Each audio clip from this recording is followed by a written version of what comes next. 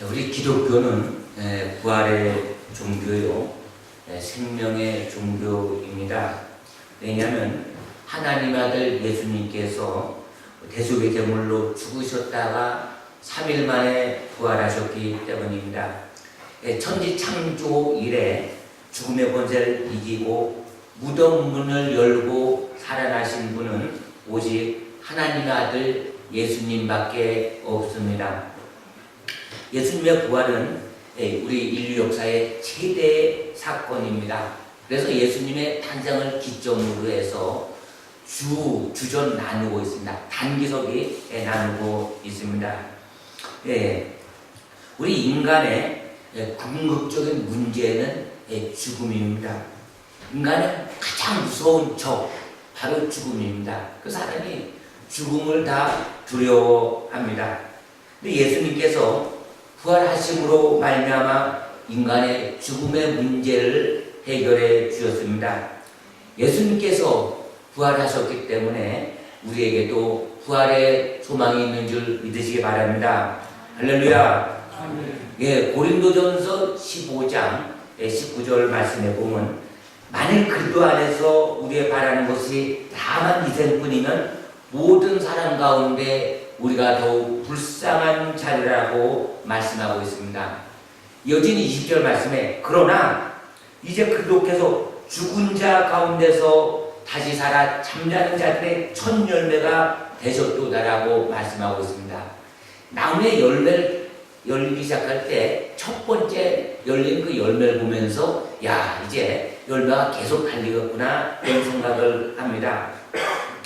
이와 마찬가지로 예수님께서 죽으셨다가 3일 만에 부활하심으로 말미암아 부활의 첫 열매가 되셨기 때문에 예수를 믿는 우리에게도 예수님과 같이 부활한다는 것을 보여주는 것입니다.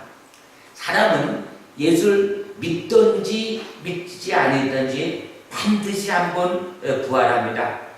누구나 부활합니다. 그런데 예수를 영접하고 예수를 믿다 사는 사람들은 생명의 부활로 부활하지만은 불신자들, 예수를 믿지 않는 사람들은 심판의 부활로 부활하게 됩니다.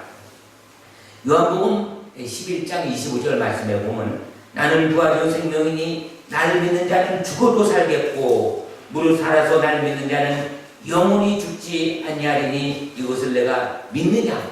예수님께서 말씀하신 내용 그 말씀입니다. 그러니까 예수님을 믿고 예수님을 영접한 사람은 그 영혼이 거듭나서 이미 영생을 얻었으므로 육신은 죽어도 예수님 재림하실 때 우리는 그 부활의 생명으로 얻게 되고 또 살아생전에 예수님을 이렇게 맞이하게 되면은 죽음을 맛보지 않고 또 부활 생명으로 우리 옷을 입게 되는 것입니다. 그러니까 예수님께서 공중 강림하실 때에 무덤에서 잠자던 자들이 무덤 문을 깨뜨리고 일어나서 부활해서 예수님과 함께 공중에 함께 군인잔치에 참여하게 되고 또 살아서 예수를 믿는 사람들은 그대로 공중으로 들림을 받습니다.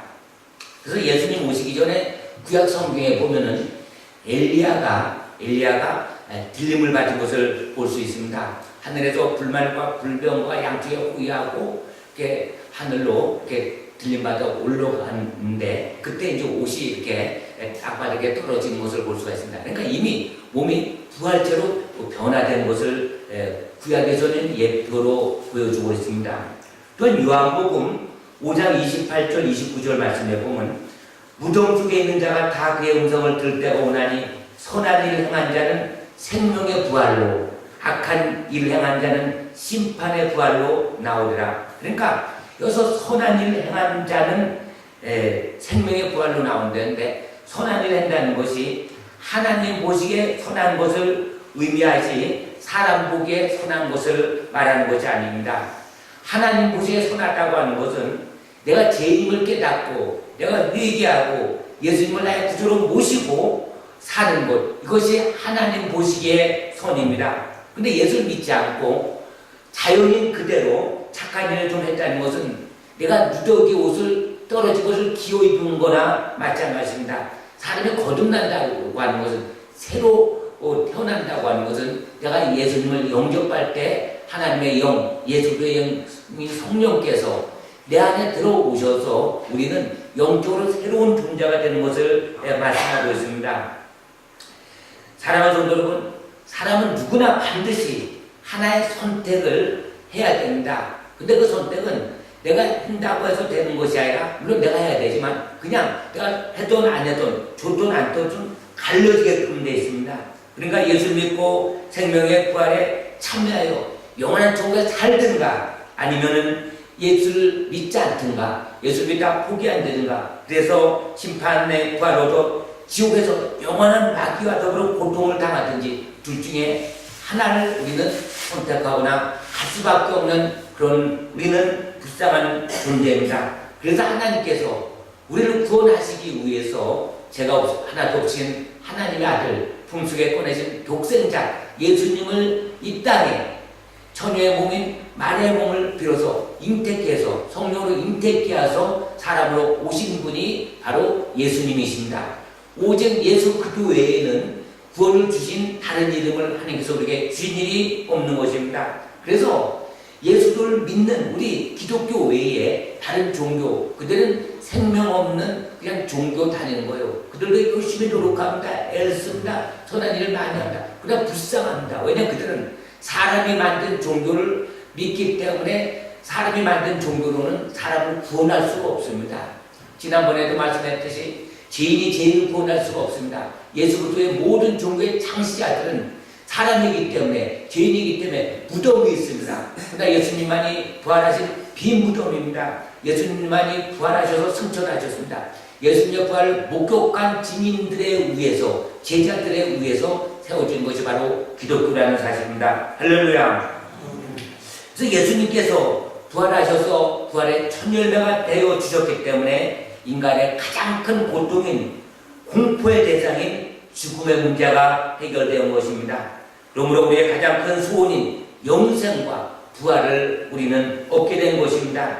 이 소망과 기쁨 때문에 우리는 저 하나님의 나라, 그 나라를 위해서 이 나라를 잃게 되고, 또 저 생을 위해서 이 생을 우리는 죽어 살게 되며, 보이지 않는 영원한 세계를 위해서 보이는 세계를 희생하며 사는 이유가 여기 있는 것입니다. 기독교 역사상 많은 사람들이 이 믿음을 지키기 위해서 육신의 생명을 버리고 순교할 수 있었던 것도 바로 이 부활 신앙 때문입니다. 구원받은 자의 부활은 생명의 부활이라고도 하고 첫째 부활이라고도 하는 것입니다.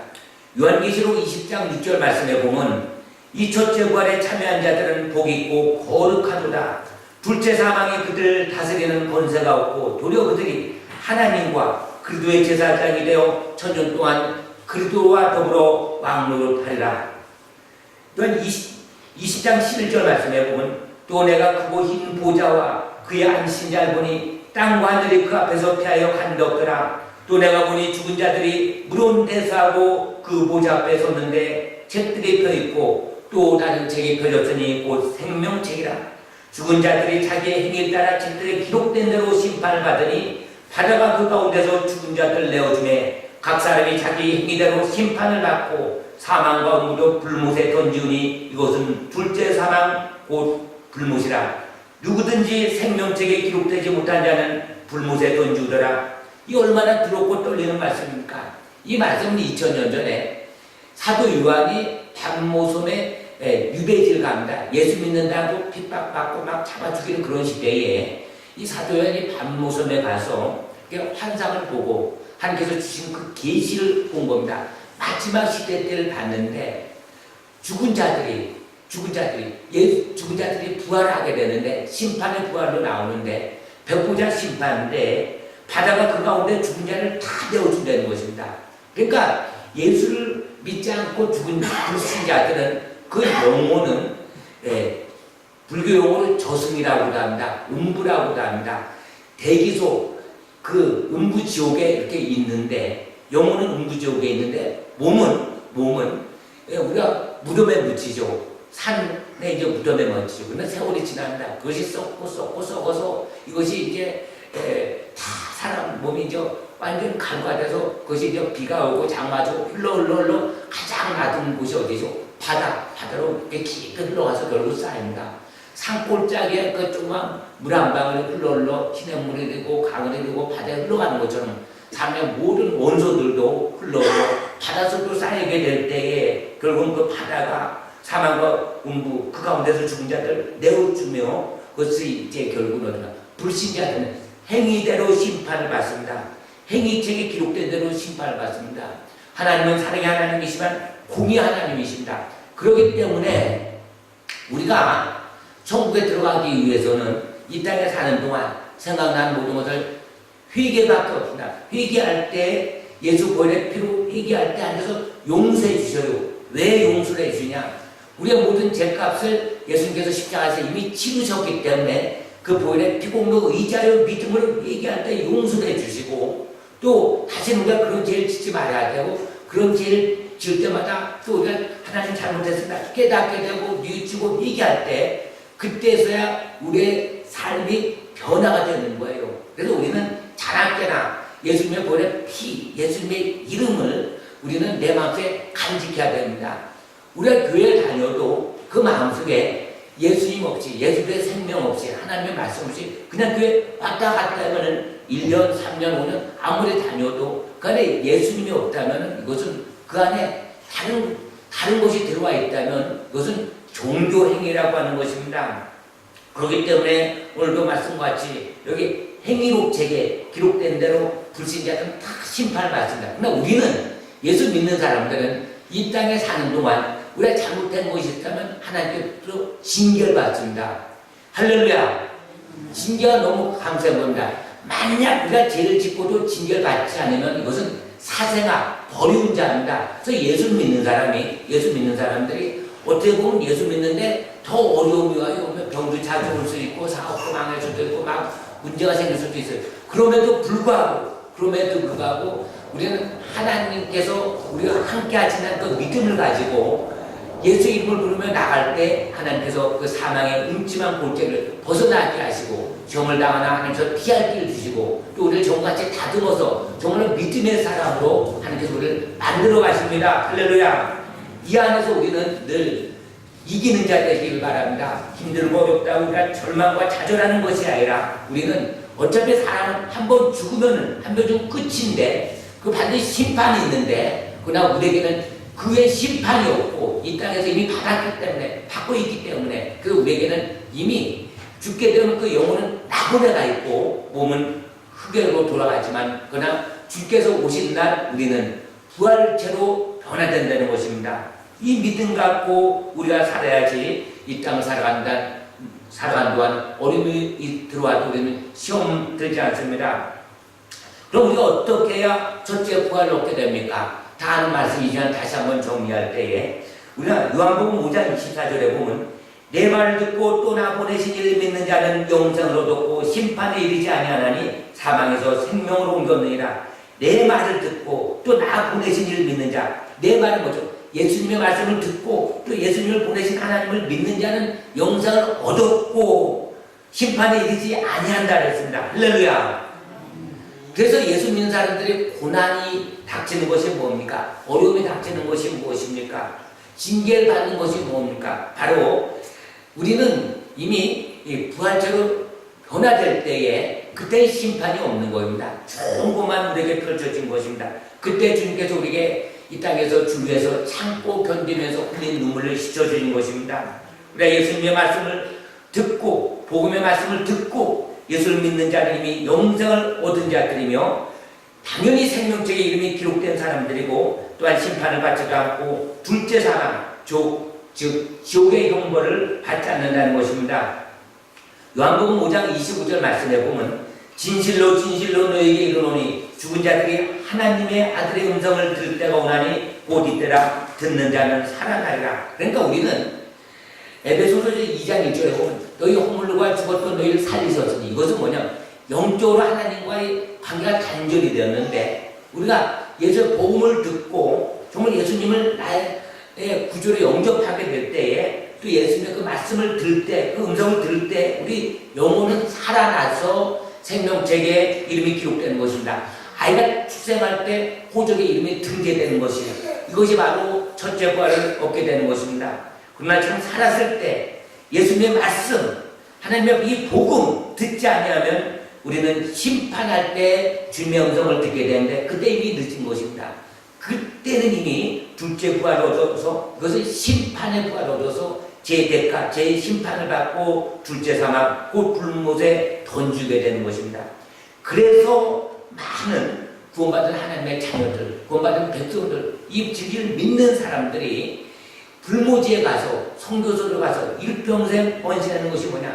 많은 죽어가는 그 영혼들을 예수를 믿게 해서 영혼을 건져내기 위해서 선교사로 가고 또 진학을 해서 목사가 되고 또 이름 없이 끝도 없이 막 헌신하는 이유가 여기 있는 것입니다.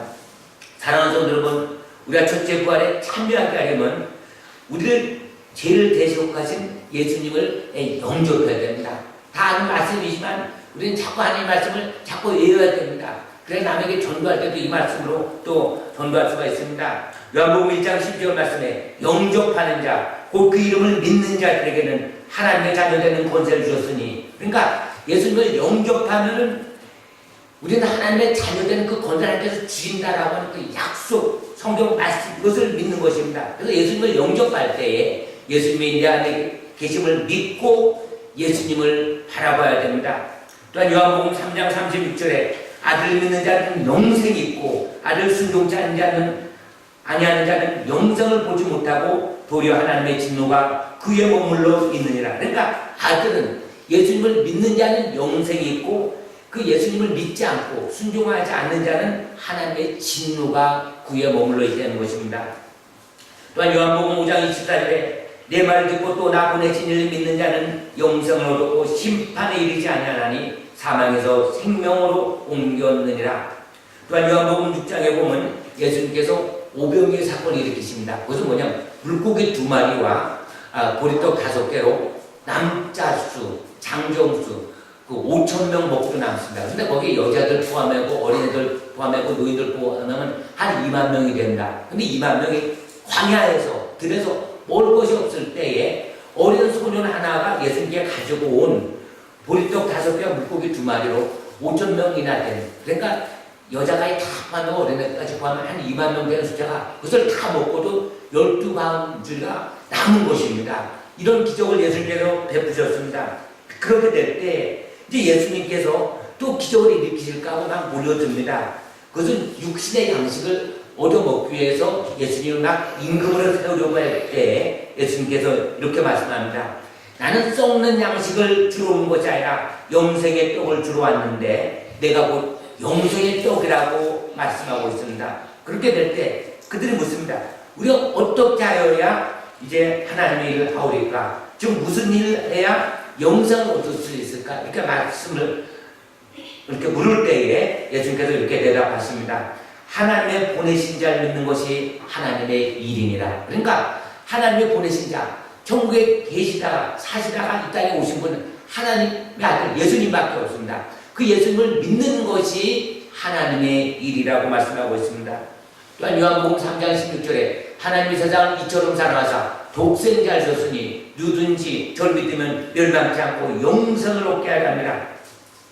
그래서 우리는 예수 그리스도를 믿는 것, 하나님의 아들을 믿는 자에게는 생명이 있고 하나님의 아들이 없는 자에게는 생명이 없느니라고 하는 요한일서 5장 12절 말씀에 따라 내가 예수님을 영접할 때 하나님의 아들이 내 안에 있기 때문에 우리에게 생명이 있는 것입니다. 그래서 영접한다는 것이 뭐죠? 영접한다는 게 영접한다는 것이 뭐냐면 주님, 나는 죄인인데 하나님께서 그 아들 예수님을 이 땅에 보내신 것은 나 같은 죄인을 구원하시기 위해서 오셨습니다. 그렇기 때문에 내가 그동안 하나님을 몰랐던 것, 하나님을 섬기지 않았던 것, 하나님 말씀대로 살지 못한 모든 죄를 회개하오니 용서해 주옵소서. 우리 용서받을 대상은 아닌데 하나님께서 그 아들 예수님을 이제 십자가에 죽으심으로 말미암아 그 피값을 통하여 값은 청산, 집을 되었기 때문에 값은 집을 되었기 때문에 우리는 마음으로 믿어서 정말 우리가 예수님을 내 마음의 구주로 정말 나의 구원 주십니다. 예수님만이 나의 구원을 주십니다.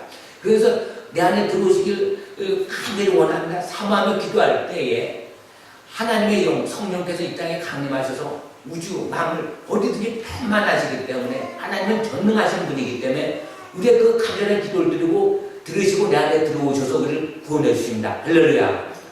요즘 보세요. 사람의 그 지능 얼마나 발달한지 구글에서 인터넷을 지구촌 어디든지 다 띄워나가고 어디든지 아주 뭐 그 아마존 열대 밀림 속에서도 인터넷 다 한다는데 인터넷 다. 좋게 얘기하면 저 인터넷을 내가 갖고 다니면은 어디든지 저 사람 추적도 다 되는 것이죠. 그리고 지금 미국에서는 5만 명이 70억 인구를 통제하기 위해서 이제 거의 다 인터넷이 이렇게 되죠. 그래서 우리가 인터넷 때 메일이라든가 휴대폰이라든가 이런 걸 다 그러니까 다 메일 이런 걸 갖다 그대로 저장해 놓는 됩니다. 우리가 보통 말하는 거, 남에게 메일 띄운 거, 대화한 내용을 그걸 저장했는데 5만 명 직원이 그것만 전적으로 한답니다.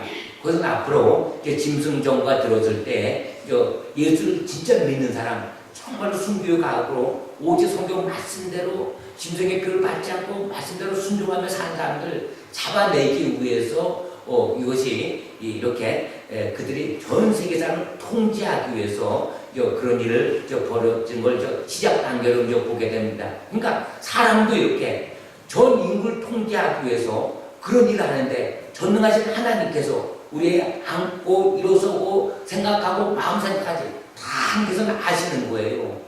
하나님은 우리를 창조하셨기 때문에 우리를 만드셨기 때문에 근데 하나님의 형상을 닮은 인간도 하나님의 지혜를 닮아서 이렇게 전 세계 무슨 말인지 그대로 다 요금이 되잖아요. 다 잡아내잖아요. CCTV 때문에 우리 일구수 일투족을 다 잡아내는 남에게 매입된 것까지 다 잡아내는 이런 시대에 우리가 살고 있습니다. 그러나 이런 것은 사람의 한계가 있고 모든 주권은 하나님 손에 있습니다.